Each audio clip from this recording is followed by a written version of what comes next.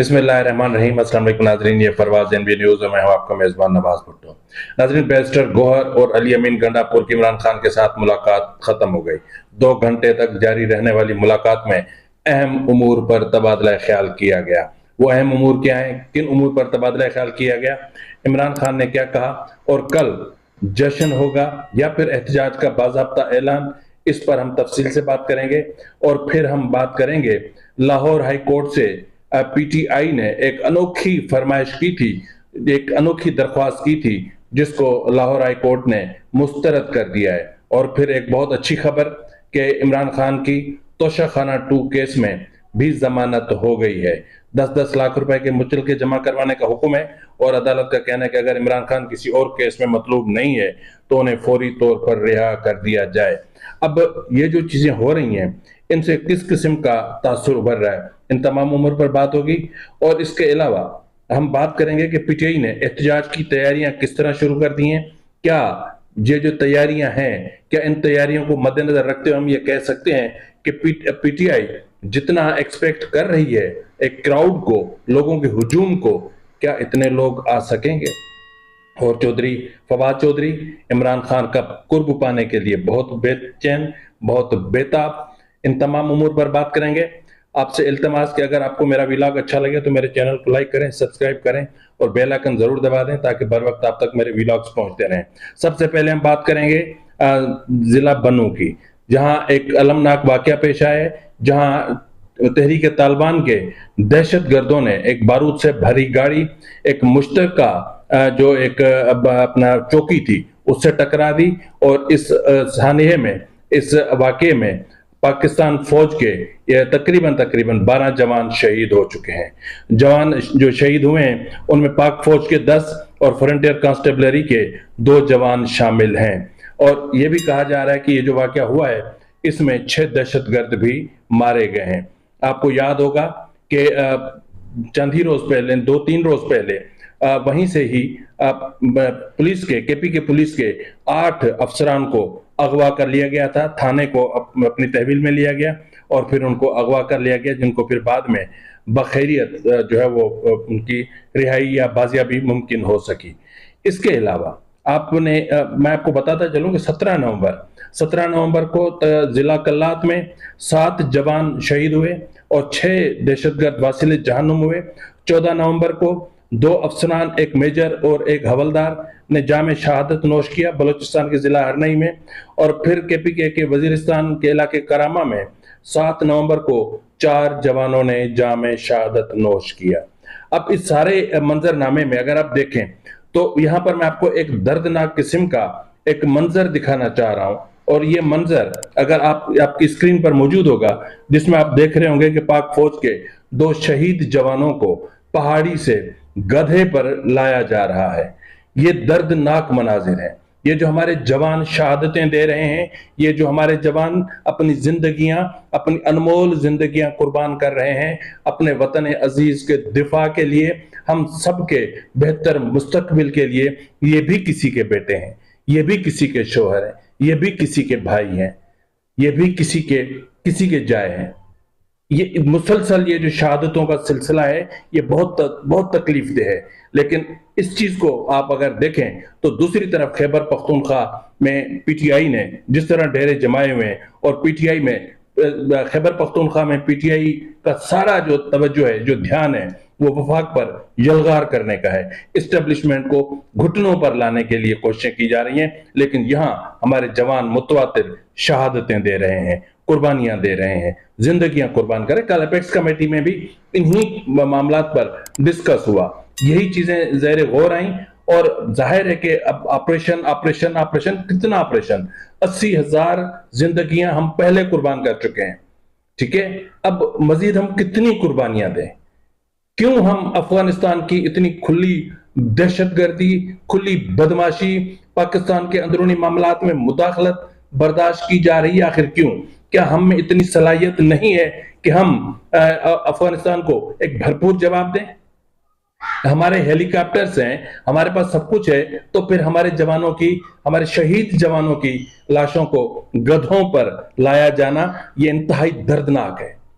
ये वो थे जिन्होंने, ये भी किसी माँ के की गोद में खेलकर बड़े हुए होंगे, इनका भी कोई बाप होगा, कोई बीवी होगी, कोई बच्चे होंगे, कोई बेटियां होंगी। जब ये मनाजिर उन्होंने देखे होंगे कि हमारे बच्चों को किस तरह गधों पे लाद कर पहाड़ों से नीचे लाया जा रहा है, तो बहुत दर्द होता है, बहुत तकलीफ होती है, बहुत अजियत होती है। तो हेलीकॉप्टर कहां थे हमारे? क्या इन दो जवानों की, अनमोल जवानों की शहादत पे हेलीकॉप्टर जाकर इनको रेस्क्यू नहीं कर सकते थे? उनकी मैयतों को नहीं ला सकते थे?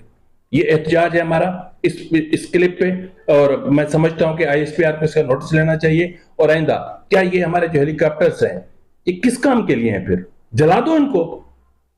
हमारे एक जवान की जिंदगी से बढ़कर हमारे हेलीकॉप्टर नहीं है। हमारे जवानों की जिंदगियां बहुत कीमती हैं।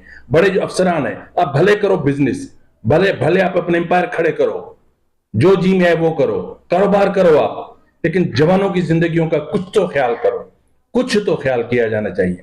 बहरहाल इस वक्त सबसे पहले मैं आपको बता दूं कि तोशाखाना 2 में जस्टिस मियां गुल हसन औरंगजेब ने आज जो है इमरान खान की जमानत की दरख्वास्त पर मुसलसल दलाल सुने, आर्ग्यूमेंट्स भी हुए, सब कुछ हुआ।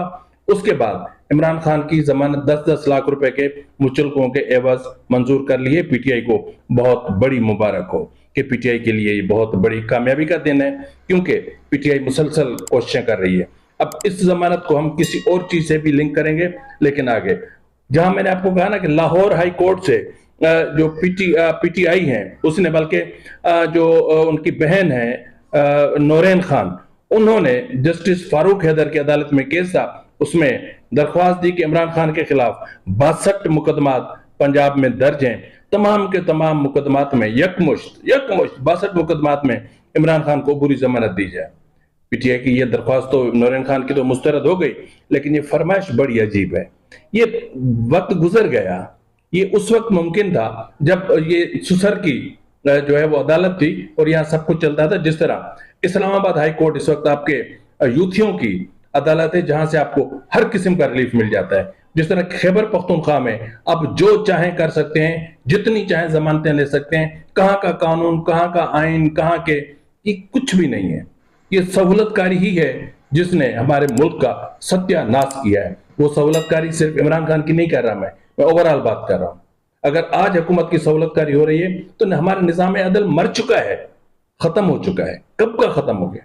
दहाइयां गुजर गए। हमारे मुल्क का निजाम अदल उस दिन खत्म हो गया था, उस दिन फांसी चढ़ गया था जिस दिन जुल्फकार अली भुट्टो को सजाए मौत सुनाई गई थी। तो बहरहाल हम पहले अभी हम बात कर लेते हैं। मैं आपको बता दूं तैयारियों के हवाले से कि पीटीआई ने जो है वो मुख्तलिफ एहतजाज के तमाम उमूर पर नजर रखने के लिए मॉनिटरिंग यूनिट कायम कर दी हैं। पंजाब के काफिलों की मॉनिटरिंग के लिए 10 यूनिट कायम किए गए हैं, 10 रुकनी मॉनिटरिंग कमेटी तश्कील दी गई है और मॉनिटरिंग यूनिट क़यादत को तमाम काफिलों की तफसीलात मुसलसल फराहम करते रहेंगे। पंजाब में जो एक इशू आया है वो आया है फंड्स का। अब पंजाब में पीटीआई फंड्स न मिलने पर सख्त दुश्वारी का शिकार है और उन्होंने ओवरसीज पाकिस्तानी से दरख्वास्त की एक वेबसाइट के जरिए कि हमारी मदद की जाए और टिकट होल्डर से भी कहा है कि आप पीटीआई के जो वर्कर्स हैं उनको एहतजाज में शिरकत के लिए ले जाएं। एक और बात कि उनको ट्रांसपोर्ट नहीं मिल रही, ट्रांसपोर्टर्स उनको जवाब दे रहे हैं कि हम आपके साथ नहीं चलने वाले। तो उस पर जो टिकट होल्डर्स जो अराकीन पार्लियामेंट है उनसे पीटीआई के रहनुमाओं ने कहा है कि आप अपने कारकुनों को मोटरसाइकिलें दें, हर मोटरसाइकिल पर 2 बंदा बैठे और फिर ये आप लोग हर सूरत में एहतजाज के लिए वहां पहुंचे। और केपीके में भी इस वक्त जो सूरत हाल है उसको देखें तो वहां पर भी एक जो है एक माहौल बन रहा है एहतजाज का, लोगों को इकट्ठा किया जा रहा है। लेकिन यहाँ पर मैं ये कहता चलूं क्योंकि पीटीआई अब सिर्फ खैबर पख्तूनख्वा की जमात रह गई है, पीटीआई को अब जो है कौमी जमात नहीं कहा जा सकता। अगर आप देखें तो 24 नवंबर की काल मुलतवी होगी, मौखर होगी या नाकाम होगी, इसका फैसला कल परसों तक हो जाएगा। अब कोई ज्यादा दिल्ली दूर नहीं है। लेकिन अगर हम लाहौर का इनका एहतजाज और फिर संजानी का जलसा, डी चौक, पिंडी, ये तमाम जलसे अगर हम देखें तो जो रिसेंटली डी चौक का हुआ इसको भी अगर हम देखें तो पंजाबी पीटीआई के पंजाबी वर्कर ने खुद को टोटल अलग कर दिया है। वो इमरान खान के साथ नहीं, वो पीटीआई के साथ नहीं, वो एहतजाज में नहीं, वो जलसों में नहीं, वो जुलूसों में नहीं, वो कहीं भी नहीं। अब अगर कोई है तो केपीके से गाड़ियां भर भर के लाई जाती हैं और केपीके के लोग यहां पर आकर नुक्स अमन पैदा करते हैं और केपीके की सूबाई हुकूमत यहां पर जो कर रही है वही कर रही है। लेकिन मैं इतना सिर्फ कह सकता हूं कि पीटीआई अब एक महज सूबाई जमात बन के रह गई है। अब इसके अलावा इमरान खान ने आज एक बहुत बड़ी बात की है। इमरान खान ने कहा है कि 9 मई के बाद मैंने ये दूसरी एहतजाज की कॉल दी है और उन्होंने कहा कि अगर मुज़ाकरात में पेशरफ्त न हुई तो फिर सख्त एहतजाज होगा। मुज़ाकरात उनसे होंगे जिनके पास असल ताकत है। ताली एक हाथ से नहीं बजती। कल तक मुज़ाकरात आगे बढ़े तो एहतजाज नहीं जश्न होगा। हमारे पास एहतजाज के अलावा कोई रास्ता नहीं है। कल तक अगर मुज़ाकरात में पेशरफ्त नहीं होती तो एहतजाज नहीं, अपना जश्न नहीं, एहतजाज होगा। अगर मुज़ाकरात में पेशरफ्त होती है तो फिर जश्न होगा। किस तरह का मुतालबा, कौन से मुतालबात हैं? जो मुतालबात कहते हैं हाथी के दांत खाने के और दिखाने के और, अगर इस तरह है तो फिर आप बजा फरमा रहे हैं। लेकिन अगर इस तरह नहीं है तो फिर अगर हम इन रियलिटीज को देखें तो मुतालबात जो आपने रखे हैं 3, वो तो इम्पॉसिबल है। 26वीं यानी तरमीम रिवर्स नहीं हो सकती। अगर हुकूमत खुद को खत्म कर दे तो आप कहां रहेंगे? इस्टेब्लिशमेंट आपके साथ बात नहीं कर रही। उन्होंने 1000 बार कहा है कि नहीं कर रही। यहां पर मैं आपको एक और अफसोसनाक पहलू बताता चलूं कि अक़वाम मुत्तहिदा और अमेरिका और बरतानिया के बाद कनाडा की पार्लियामेंट में भी इमरान खान का इशू उठा है। वहां पर भी बातचीत की गई है और वहां पर भी करारदाद मंजूर की गई है। तो ये है माइकल कैरम है, ये इसराइली हिमायत याफ्ता रुकने पार्लियामेंट हैं। इन्होंने ये करारदाद पेश की है। यानी इसराइली जो अरकान पार्लियामान हैं या हिमायती अरकान पार्लियामान है, वो मुतवातर, वो अमेरिका हो, वो बरतानिया हो, वो कनाडा हो, अब बाकी सिर्फ अब इसराइल रह गया। वहां पर जंग चल रही है, वरना इसराइल से भी ऐसी कोई चीज सामने आ जाती। इसराइली अखबार तो लिख ही रहे हैं। बहरहाल अब यहां पर मसला ये है कि इमरान खान ने जो कहा है कि कल एहतजाज होगा या जश्न, फैसला कल होगा। तो इसी तरह अगर आप देखें तो हिब्बा चौधरी ने कहा है कि वो तो इस्लामाबाद बच्चों समेत जलसे में एहतजाज में जाएंगी और फवाद चौधरी है कि कुर्ब इमरान पाने के लिए तड़प रहा है जैसे मछली पानी के बगैर तड़पती है। तो फवाद चौधरी ने भी इसी तरफ इशारा किया है कि एहतजाज होगा या नहीं होगा, मुलतवी होगा या मौखर होगा या खत्म होगा, ये फैसला कल होगा। तो कल होगा तो फिर इस वक्त तक क्या था? इस वक्त आप थ्रेट कर रहे थे, आप ब्लैकमेल कर रहे थे, आप इंस्टीट्यूशंस को आप ब्लैकमेल कर रहे थे, आप बरात हासिल करना चाह रहे थे, आप रियायत हासिल करना चाह रहे थे। तो फिर इस जो नेगोशिएशन चल रही है उसको देखते हुए मैं ये क्यों ना कहूं कि आज इस्लामाबाद हाई कोर्ट ने भी सहूलतकारी की है। इन्हीं नेगोशिएशंस को कामयाब बनाने के लिए इमरान को मराहत दी है। ये भी एक मराहत ही है ना, और क्या है, इसको क्या कहेंगे? गरीब को तो जमानत मिलती नहीं, गरीब एरिया रगड़ रगड़ कर जेलों में मर जाते हैं, उनका तो केस कोई जज सुनता नहीं। तो इनके क्यों इतनी आप लोगों को जल्दी होती है? आपके क्या लगते हैं? ये रिश्तेदार लगते हैं जिनकी जेब का, जिनकी टैक्स का पैसा आप अपने बच्चों को खिलाते हो, उनको तो आप देते नहीं जमानते, उनको तो आप रिलीफ देते नहीं, उनको आप इंसाफ देते नहीं, उनसे तो आप रगड़वाते हैं, तो एरिया रगड़वाते हैं। लेकिन यहां पे इंसाफ है, यह है इंसाफ आपका। यहां से इंसाफ का बोलबाला होगा, यह इंसाफ हमारा मुनज़्ज़म होगा। कहां है रूल ऑफ लॉ के जो इंडेक्स है? आप कहां खड़े हो? 130 नंबर पे हो। कुछ तो खुदा का खौफ करो, फिर भी इंसाफ की बात करते हो। आई एम सॉरी नाज़रीन, मैं थोड़ा सा जज्बाती हो गया था, क्योंकि गरीब के इंसाफ के मामले पर खून खोलता है कि गरीब को इंसाफ क्यों नहीं मिलता। पंजाब में देख लेना किसानों के साथ क्या असर हो रहा है, किस तरह का टैक्स लगा दिया गया है। सिंध में भी ये चीजें होने जा रही हैं। ये हुकूमत सब कुछ करेगी, बेच देगी सब कुछ। मैंने आपको बताया था ना इससे पहले वाले विलाग में कि रिकॉर्ड कर्जे और वाजबात रिकॉर्ड को पहुंच चुके हैं, हद हो गई है। बहरहाल अब हम बात कर लेते हैं अली अमीन गंडापुर, बैरिस्टर गोहर। अली अमीन गंडापुर ने और बैरिस्टर गोहर ने इमरान खान से मुलाकात की, कल भी 2 घंटे मुलाकात हुई, आज भी 2 घंटे मुलाकात हुई। और ये मुलाकात अपना कॉन्फ्रेंस रूम में आराम से करवाई गई। चाय भी पेश की गई, पेस्ट्रियां भी पेश की गई, बिस्किट भी पेश किए गए। जाहिर है एक लाडला कैदी है भाई, गरीब का बच्चा तो नहीं है ना। ये जेल मैनुअल गरीब के बच्चों पर इंप्लीमेंट होते हैं, अमीरों पर नहीं होते। जो बड़े दहशतगर्द होते हैं ना, जो बड़े बदमाश होते हैं, उन पर जेल मैनुअल नाफिज नहीं होता। तो इसलिए उनकी बड़ी ज़ाहिर चीफ मिनिस्टर आ रहा था, मजाक थोड़ी है, जिसके वारंट निकले हुए पंजाब से, और एक वो वारंट, और एक मुजरिम, मुजरिम तो अभी नहीं है, एक मुलजिम वजीर आला, वो साहब तशरीफ फरमा हुए। बहरहाल मुज़ाकरात हुए, 2 घंटे मुज़ाकरात हुए, एहतिजाज के मामला पर भी बात हुई। कल एपेक्स कमेटी में अली अमीन गंडापुर ने जो झंडे गाड़े, उसकी भी बात हुई।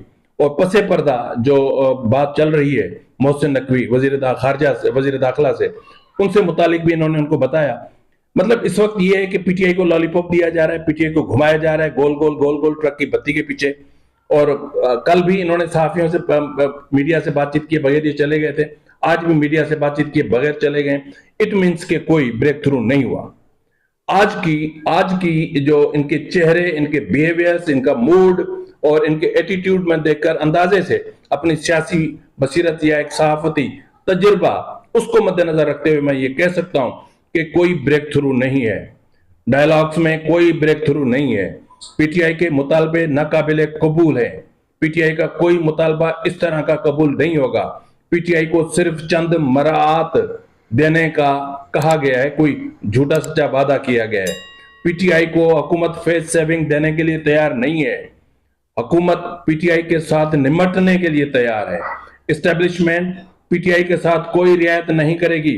जो इस्टेब्लिशमेंट अपने जवानों के जनाजे उठा रही है, क्या वो इस तरह की बात करेगी?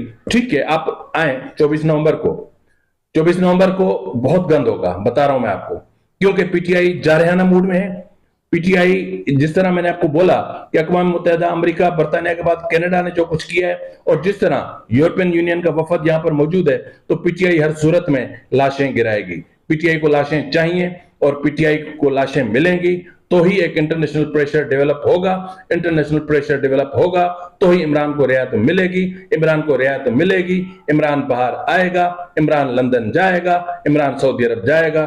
चलो फिर हम और आप तालियां बजाएंगे। इसी के साथ ही फिल वक्त मुझे इजाजत दीजिए, अगले प्रोग्राम तक फी अमानिल्लाह।